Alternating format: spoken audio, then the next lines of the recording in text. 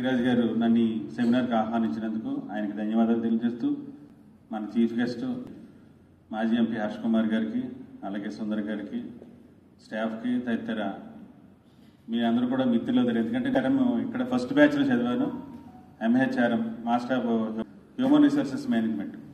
అన్నగారు నాకు అప్పుడు ఆ రోజుల్లో ఎంకరేజ్ ఇచ్చారు. ఆ తర్వాత పీజీ చేసిన తర్వాత నేను LLB చేసి ఇప్పుడు అడ్వకేట్గా పనిచేస్తున్నాను.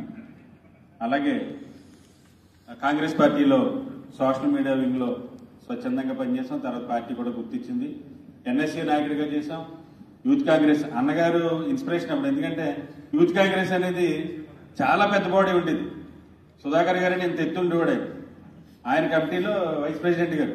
అంటే ఎంత ఫేమస్ చూడండి. శివరాజ్ సుబ్రహ్మణ్యం గారు కానీ, లేకపోతే ఉండవల్లి అరుణ్ కుమార్ కానీ, లేకపోతే మన జక్కంపూడి రామ్మోహన్ రావు గారు కానీ, వీళ్ళందరూ కూడా దుర్గేష్ గారు, ఇప్పుడు మంత్రి ఉన్న దుర్గేష్ గారు కానీ, వీళ్ళందరూ కూడా యూత్ కాంగ్రెస్ నుంచి NSC నుంచి వచ్చినండి.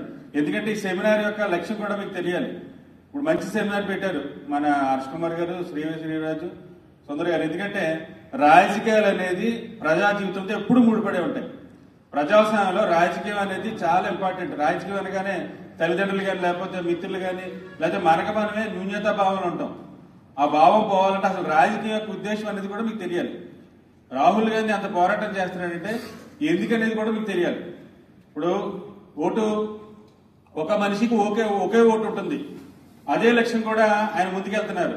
కనుక మీరందరూ కూడా ఒకవేళ ఏమైనా నేను చెప్పలేకపోతే పెద్దలు సరిచేయాలని కోరుతూ, NSC నుంచి వచ్చిన వాళ్ళు కాబట్టి ఇక్కడ చాలా మంది ఇప్పుడు NSC ఎలక్షన్ చేస్తున్నామని చెప్పారు. చాలా అది చదువును పాడు చేసుకోకుండా మనం ముందుకెళ్ళడం చాలా ఇంపార్టెంట్. మేము చదువుకున్నాం కాబట్టి ఈ రోజున మీ ముందు అన్నగారి ముందు నుంచి మాట్లాడగలుగుతున్నాం. చదువు ఎంత ఇంపార్టెంట్ అనేది అంబేద్కర్ గారి విషయంలో కూడా మనం ఎగ్జాంపుల్ తీసుకోవాలి. ఆ రోజుల్లో విదేశాల్లో చదివారు గాంధీ మహాత్ముడు, నెహ్రూ గారు లండన్ లో చదివేటప్పుడు ఆ యూనివర్సిటీకి 4 గేట్లో 4 కార్లు ఉండేయంట. అంత రిచ్ పీపుల్ ఆయన. అయినా సరే వాళ్ళిద్దరికీ కాకుండా మన ప్రజాస్వామ్యంలో కాంగ్రెస్ పార్టీ అంబేద్కర్ గారికి అవకాశం ఇచ్చిందంటే కేవలం చదువే. మీరు ఎప్పుడైనా అంబేద్కర్ విగ్రహం కింద చూస్తే డిగ్రీలు ఉంటాయి, అన్నిట్లో డాక్టరేట్లే.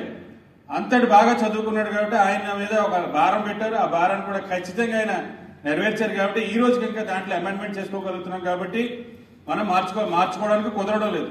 ఇప్పుడున్న ప్రభుత్వం కూడా మార్చలేని ప్రయత్నం చేసినా రాహుల్ గాంధీ లాంటి యోధుడు ఒకే ఒకడు ఉన్నాడు ఇండియాలో, ఆయనే రాహుల్ గాంధీ గారు. రాహుల్ గాంధీ గారి యొక్క లక్ష్యాలు మీకు తెలియజేయాలని మంచి సదుద్దేశంతో పెట్టినందుకు సభ వారికి అందరూ కూడా కృతజ్ఞతలు తెలియజేస్తూ, ముఖ్యంగా ఓటు చోరీ అంటే వేరు, దొంగ ఓటు అంటే వేరు. దొంగ ఓటు అంటే మన ఓటు వేరే వాళ్ళు వేయడం అనేది దొంగ ఓటు అంటారు. ఓటు చోరీ అంటే మనం వేయవలసిన ఓటు కాకుండా ఎక్స్ట్రా ఓటు పెట్టి ఎవరో మీరు చూసే ఉంటారు. రాహుల్ గాంధీ గారు మొన్న ఇచ్చిన సెమినార్ చూడకపోతే ఒకసారి యూట్యూబ్ లో కొట్టి చూడండి. అక్కడ నా పేరు విజయ్ కుమార్, మా తండ్రి పేరు చక్రయ్య గారు. అలా లేదు అక్కడ నా పేరు 0, మా తండ్రి పేరు DYXYZ. ఎవరికైనా ఉంటుంది అసలు? అలానే ఎవరైనా పేరు పెట్టుకుంటారా? ఆ టైప్ లో నడుస్తుంది. కాబట్టి అవన్నీ కూడా రాహుల్ గాంధీ గారు పట్టుకున్నారు. ఒకే రూమ్ లో ఇద్దరుండే రూమ్ లో 70 మంది ఎవరైనా నివసించగలరా?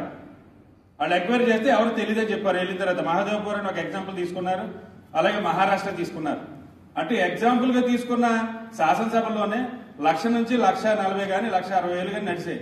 ఇప్పుడు మొన్న రాహుల్ గాంధీ గారు చనిపోయారని ఎవరైతే ఉన్నారో వారు తీసుకొచ్చి వారితో టీ తాగాడు. ఎందుకంటే ఆయన చెప్పిందంత వృధా అయిపోతుంది. ప్రభుత్వాలు ఏ విధంగా మేనేజ్ చేస్తారు అనేది మీరు కూడా తెలుసుకోవాలి. మనకి స్వతంత్ర వ్యవస్థలు ఉన్నాయి. సుప్రీం కోర్టు అనేది ఒక స్వతంత్ర వ్యవస్థ, ఈసీ అనేది ఒక స్వతంత్ర వ్యవస్థ, ఈడీ అనేది ఒక స్వతంత్ర వ్యవస్థ, సిబిఐ అనేది ఒక స్వతంత్ర వ్యవస్థ. ఇవన్నీ కూడా మేనేజ్ చేసి వాళ్ళు చేస్తారు. కాంగ్రెస్ పార్టీ ఆ విధంగా చేస్తుంటే హర్ష్ కుమార్ లాంటి ఒక యువకుడు ఆయన 10 సంవత్సరాలు ఎంపీ చేసి ఉండేవారు కాదు, ఒక కాలేజీ పెట్టేవారు కాదు. అది రాజీవ్ గాంధీ ఆ రోజున టెక్నాలజీ మీద నడిచారు కాబట్టి వీళ్ళు యువకులుగా హర్ష్ కుమార్ గారు కానీ, ఉండవల్లి అరుణ్ కుమార్ గారు కానీ, ఇలాగ పెద్దలందరూ కూడా, ఎందుకంటే మనకు తెలిసిన వాళ్ళు కాబట్టి చెప్తున్నాను మీకు. వీళ్ళందరూ మనం ఒకసారి ఇలాగ రాష్ట్రంలో చాలా మంది ఉన్నారు యూత్ కాంగ్రెస్ నుంచి NSC నుంచి వచ్చిన వాళ్ళందరూ. వీళ్ళందరినీ కూడా ఎంకరేజ్ చేసి వాళ్ళు స్వచ్ఛందంగా ముందుకెళ్లారు కాబట్టి ఈ రోజున మనం ఈ హాల్లో ఈయన ముందు మాట్లాడగలుగుతున్నాం. అటువంటి సామాన్యుడికి విలువిచ్చి ఎంకరేజ్ చేసేదే కాంగ్రెస్ పార్టీ. ఆ కాంగ్రెస్ పార్టీ పట్ల, ఆ మీటింగ్ పట్ల, సెమినార్ పట్ల మీరు అందరూ వచ్చారు కాబట్టి ఆ ముఖ్యంగా ఓటు విషయం చూస్తే దొంగ ఓట్లు వేరు, ఓటు చోరీ వేరు అన్నాను కదా. మీరు ఒకే నేషన్ ఒకే ఎలక్షన్ అంటున్నారు. రాహుల్ గాంధీ కూడా ఒకే ఓటు, ఒక మనిషికి ఒకే ఓటు అని. ఏం జరుగుతుందంటే మీకు ఒక రాష్ట్రంలో ఉన్న ఓట్లు ఇన్ని ఉంటాయి, ఇదే పేరుతో 4-5 రాష్ట్రాల్లో ఓట్లు ఉంటాయి. అది కుదురుతుందా? ఇప్పుడు నేను ఆంధ్రప్రదేశ్లో ఉన్నాను, పక్కన మహారాష్ట్రలో కుదురుతుందా, ఒరిస్సాలో కుదురుతుంది. ఇలాగా ఒక వింగు దాటి ఈఎంఐలు దాటి వెళ్ళిపోయింది. ఎక్కడికి వెళ్ళిపోయింది? ఎలక్షన్ కమిషన్ మేనేజ్ వరకు వెళ్ళిపోయింది. దానిపైన రాహుల్ గాంధీ గారు చాలా దీర్ఘమైన పోరాటం చేస్తున్నారు. ఇప్పుడు మీడియా లేదు, అలాగే యూట్యూబ్ లేవు కనుక మనమే ఒక పబ్లిక్ వాయిస్ గా వెళ్ళి అసలు రాహుల్ గాంధీ గారు చేస్తున్న పోరాటం ఏంటంటే మీకు తెలుసుకోవాలి. ఇక్కడ ఉన్న వాళ్ళందరూ కూడా కాంగ్రెస్ వ్యతిరేకించే వాళ్ళు ఉంటారు, కాంగ్రెస్ అభిమానించే వాళ్ళు ఉంటారు. అది కాదు మెయిన్ పాయింట్. ప్రజాస్వామ్యం బతకాలి. ప్రజాస్వామ్యం బతుకునే మనం ఇలాగ స్వచ్ఛందంగా కూర్చొని మాట్లాడగలుగుతాం. ఆ రోజులు రాకుండా చేయాలని ముందు రాజ్యాంగం మార్చాలని ఆలోచనలు ఉన్నారు కాబట్టి అవన్నీ ఆయన ఖండిస్తున్నారు. కాబట్టి మీరు ఆలోచన చేసి ఈ సెమినార్ లో మీరు ఏం మాట్లాడుతున్నారో అది కొద్దిగా సమాచారపూర్వకంగా మాట్లాడాలని అన్నగారు చెప్పింది, అలాగే బాబులు ఇద్దరు మాట్లాడుతుంది కూడా మీరు వినాలని ఈ అవకాశం ఇచ్చిన పెద్దలందరికీ నా ధన్యవాదాలు తెలియజేస్తున్నాను.